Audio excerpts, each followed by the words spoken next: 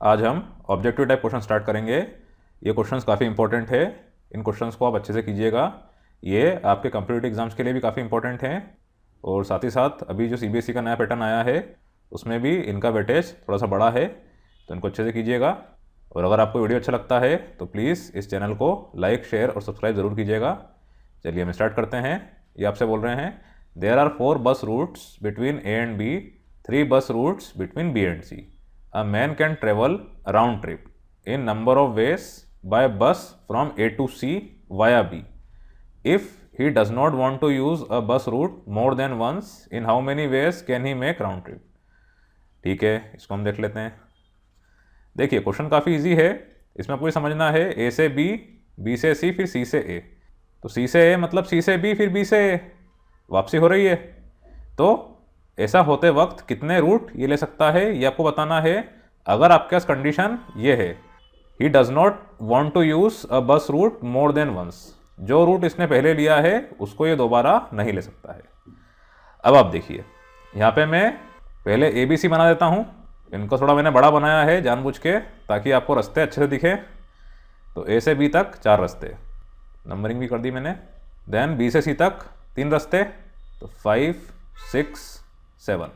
अब इनका जो कहने का यहाँ पे मतलब है वो ये है कि अगर ये ए से बी तक जाने में एक नंबर का रास्ता चूज करता है, बी से सी तक जाने में 5 नंबर का, ठीक है, ये ए से सी तक की बात हो रही है, ए टू सी।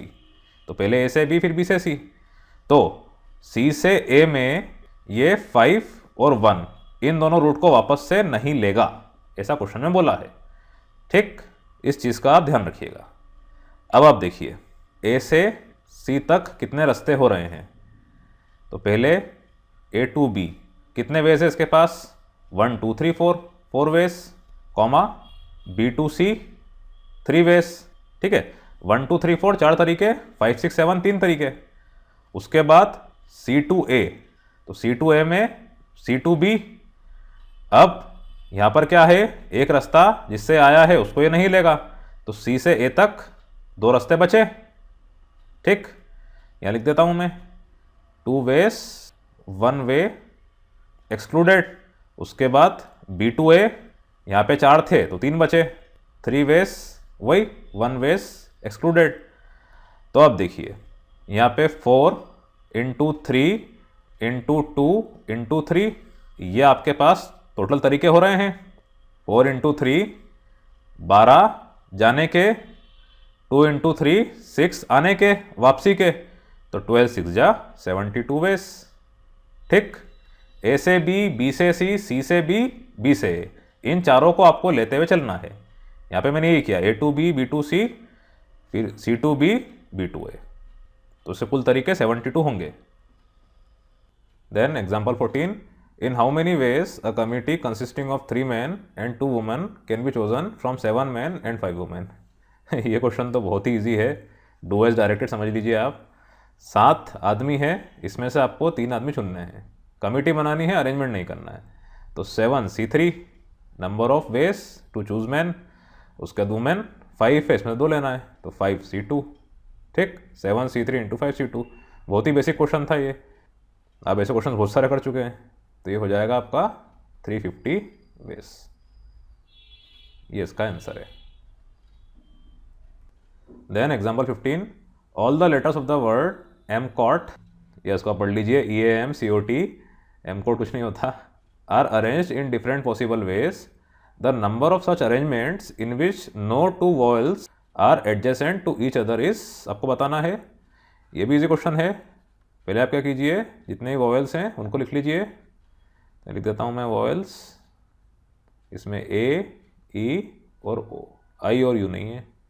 और कॉन्सोनेंट्स ये है आपके पास एम, सी, टी। ठीक, तो 2 वॉयल साथ में नहीं होना चाहिए, ये आपकी कंडीशन है। तो मैं क्या करता हूँ, पहले एम, सी, टी ये लिख लेता हूँ और इन सबके बीच में और आसपास क्रॉस लगा देता हूँ। अब ये क्रॉस वो सारी जगह है जहाँ पे अगर आप वॉयल्स को रखते हैं तो वो साथ में नहीं होंगे, 2 वॉयल्स कभी भी साथ में नहीं होंगे। तो टोटल प्लेसेस कितनी है आपके पास 4 और वॉयल्स कितने हैं 3, तो number of ways of arranging vowels according to the given condition, तो ये आपका हो जाएगा 4p3।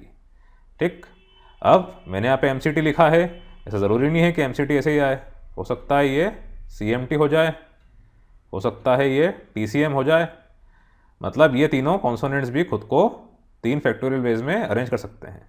ठीक है, तो ऑल्सो इन 3 फैक्टोरियल वेज या 3p3 एक ही बात है। तो ये आपका हो जाएगा 4p3 into 3 factorial total veg, तो ये आपको मिल रहा है 144। ये इसका आंसर है। Then example 16, 10 different letters of alphabet are given. Words with 5 letters are formed from these given letters. Then the number of words which have at least one letter repeated is, आपको बताना है। ये भी अच्छा question है, आपकी reverse condition वाला question, बहुत ही ईजी है। इसमें आप क्या कीजिए, पहले टोटल नंबर ऑफ वर्ड्स जो कि बन सकते हैं इन 10 डिफरेंट लेटर से, या मुझे बोलना चाहिए total number of 5 letter words जो बन सकते हैं इन 10 डिफरेंट लेटर से, उनको बना लीजिए, उनको निकाल लीजिए, और उसमें से 5 letter words with each different letter को माइनस कर दीजिए। ऐसा करने से आपको कम से कम ऐसे वर्ड मिलेंगे जिसमें एक लेटर रिपीट हो रहा होगा। इनका कहने का मतलब क्या है कि आपको 5 लेटर वर्ड बनाना है, तो 1 2 3 4 5 लेटर मैंने बना दिए। अब आपने A to J लिए, फर्स्ट 10 लेटर्स मान लीजिए भले से आप, तो इसमें ए आ जाए, या फिर ट्रिपल ए आ जाए, या फिर 4 बार ए आ जाए, या फिर 5 बार ए आ जाए। ठीक है, ये आप समझ गए हैं। तो हम क्या करते हैं, वो कंडीशन को हटा देते हैं जिसमें कि सभी लेटर्स डिफरेंट आ रहे थे, ये मैं करने वाला हूं। अब आप देखिए, total 5 letter words formed by 10 different letters, ये क्या हो जाएंगे आपके पास, 10 इंटू 10 इंटू 10 इंटू 10 इंटू 10। क्यों, पहले डैश के लिए आपके पास A to J total 10 choices है, दूसरे वाले के लिए भी 10 चॉइसेस, तीसरे के लिए भी 10, चौथे के लिए भी 10, पांचवे के लिए भी 10, तो इसीलिए 10 to the power 5 चॉइसेस। अब total 5 letter words with all letters different, या इसको समझ लीजिए आप repetition not allowed, no repeats. ठीक, और यहां पे रिपीटेड, तो आपस से 5 डैश। अब इस ब्लॉक के लिए आपके पास चॉइसेस है A to J मतलब 10। अब इसके लिए यहां पर मान लीजिए मैंने एक को कर दिया फिक्स, तो आपके पास क्या बचा, B to J total no choices तो 9, उसके बाद उसी तरह 8, फिर 7, फिर 6, B को फिक्स करा तो C to J मतलब टोटल 8। तो जब आप ये वाला केस जिसमें सारे लेटर डिफरेंट आ रहे थे उसको माइनस करेंगे, तो कम से कम एक लेटर रिपीट हो ऐसे आपको वर्ड्स मिलेंगे। तो नंबर ऑफ वेज ये आपके हो जाएंगे 10 to the power 5 माइनस, अब 10 इंटू 9 इंटू 8 इंटू 7, इसको आप ऐसा लिखें या फिर ऐसा लिख लीजिए 10p5, बात एक ही है। तो 10p5 इसको आप सॉल्व करेंगे तो आपको मिलेगा 69760, ये इसका आंसर है। Then 17, the number of signals that can be sent by 6 flags of different colors taking one or more at a time is, आपको बताना है। इसका मैंने सॉल्यूशन बुक में से ले लिया है, इसमें समझा देता हूँ आपको मैं, क्वेश्चन काफ़ी इजी है। ये बोल रहे हैं इसका आंसर है B 1956। अब आप देखिए कैसे, इन्होंने बोला है आपके पास 6 फ्लैग्स हैं, तो या तो आप किसी एक को ले लें या तो एक से ज़्यादा को ले लें। ठीक, तो इसमें क्या हो गए, आपके पास 6 केस बनेंगे, आपने सिर्फ एक ही फ्लैग लिया, 1 फ्लैग ओनली, तो टोटल चॉइसेस कितनी है आपके पास 6। उसके बाद आपने 2 फ्लैग्स लिए, तो 2 फ्लैग्स मतलब पहले फ्लैग के लिए चॉइसेस 6, दूसरे के लिए 5, क्योंकि इन्होंने बोल रखा है डिफरेंट कलर क्या होना चाहिए, डिफरेंट। उसी तरह 3 फ्लैग्स, तो इसके लिए 6 इंटू 5 इंटू 4।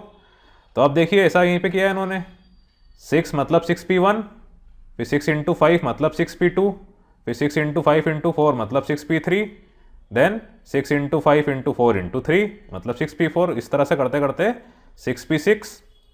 अब ये सारे केसेस में क्या है, और वाली कंडीशन है क्यों और वाली कंडीशन है, या तो आप एक ही फ्लैग यूज करेंगे, या तो 2, या तो 4, या तो 6, सबको एक साथ नहीं करेंगे। ठीक है, इन 6 की 6 कंडीशन में से कोई सी एक कंडीशन होगी। तो क्योंकि ये और है, इन्होंने यहाँ पे यूज किया है प्लस सब जगह। ठीक, ध्यान रखिएगा, इन्होंने बोल रखा है 1 और मोर, ये और का ध्यान रखिए। या तो या तो एक फ्लैग, या तो 2, या तो 3, या तो 4, या तो 5, या तो 6, इसीलिए एडिशन प्रिंसिपल। इन सबको प्लस करेंगे तो 1956, ये इसका आंसर है। Then example 18, in an examination there are 3 multiple choice questions and each question has 4 choices. ये ऐसा होता ही है, आप जानते ही हैं एमसीक्यू, ये क्वेश्चन ही ऐसा है खुद। Number of ways in which a student can fail to get all answer correct. ठीक है, क्वेश्चन थोड़ा ट्रिकी है, आपको इसकी लैंग्वेज समझना है।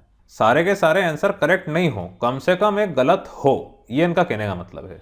यहां आप ध्यान रखिएगा, कम से कम एक गलत हो। अब ऐसा कैसे होगा, आप देखिए आपके पास 3 क्वेश्चन हैं, question number 1, question number 2, question number 3। इसमें options A B C D second और थर्ड में भी। अब तीनों क्वेश्चन सही हो, ऐसा केस एक ही होगा। There will be only one case in which all answers are correct. ठीक, मान लीजिए क्वेश्चन 1 में B सही है, क्वेश्चन 2 में C सही है, क्वेश्चन 3 में A सही है। तो ये एक ही तरीके से होगा सभी स्टूडेंट्स के लिए, यही करेक्ट ऑप्शन सभी के लिए वैलिड है। तो ये तरीका क्या है, एक ही है। अब स्टूडेंट इन क्वेश्चंस को कितने तरीके में आंसर कर सकता है, ऑब्वियसली 4 तरीके में। 4 ऑप्शंस है तो 4 तरीके से ये आंसर दे सकता है। तो यहाँ पे 3 डैश। अब ये क्वेश्चन 1 पहले इसने किया, इसकी 4 choices A B C D, तो 4 वेज। क्वेश्चन 2 इसके लिए भी 4 चॉइस, क्वेश्चन 3 इसके लिए भी 4 चॉइस, तो 4 इंटू 4 इंटू 4, 64 वेज में ये क्वेश्चंस को अटेम्प्ट कर सकता है। अब इन 64 वेज में एक केस आपका ये भी आ रहा है जिसमें सारे आंसर्स करेक्ट हो, जो कि हम नहीं चाहते हैं। ठीक है, ये क्वेश्चन है आपका। तो number of ways he fail to get all the answers correct, ये क्या हो जाएगा 64 माइनस ये 1, ये वाला केस जिसमें सारे करेक्ट थे, तो ये हो जाएगा 63। ये इसका आंसर है। Then example 19, the straight lines L1, L2 and L3 are parallel and lie in the same plane. A total number of m points are taken on L1, n points on L2, k points on L3. The maximum number of triangles formed with vertices at these points are, आपको बताना है। ये भी अच्छा question है। देखिए आपके पास 3 parallel lines हैं, एक ही प्लेन में लाई कर रही है। तो मैं क्या करता हूँ, XY प्लेन ले लेता हूँ, सबसे सिंपल। ये आपकी लाइन 1, ये लाइन 2 और ये लाइन 3, इनके नाम है L1, L2, L3। अब L1 लाइन में m पॉइंट्स हैं, तो 1, 2, 3 and so on up to m points. उसी तरह L2 में 1, 2, 3 and so on up to n points. और एट लास्ट L3 में 1, 2, 3, 4 अप टू k पॉइंट्स। ठीक, अब आप समझिए, आपको ट्रायंगल अगर बनाना है तो कम से कम आपको 3 पॉइंट चाहिए रहेंगे। अगर मैं ये लाइन 1 थोड़ा और बड़ा बना देता हूँ, इसको को इधर लेता हूँ, लाइन 2 को इधर लेता हूँ, लाइन 3 को इधर लेता हूँ, तो 1 पॉइंट यहाँ पे, 1 पॉइंट यहाँ पे, 1 पॉइंट यहाँ पे, इन तीनों को आप ज्वाइन करोगे इस तरह से, तो ये ट्रायंगल बन जाएगा। मतलब आपको इन तीनों लाइंस में से कम 3 पॉइंट चाहिए एक ट्रायंगल को बनाने के लिए। ठीक, अब इसमें सवाल है कि उठता है कि हम क्यों ना 1 पॉइंट लाइन 1 पे ले लें, 2 पॉइंट लाइन 2 पे ले लें, ये भी कोई दिक्कत नहीं है, इससे भी आपको ट्रायंगल बन जाएगा। पर इसमें क्या होगा कि आपको अलग अलग केसेस बनाना पड़ेंगे।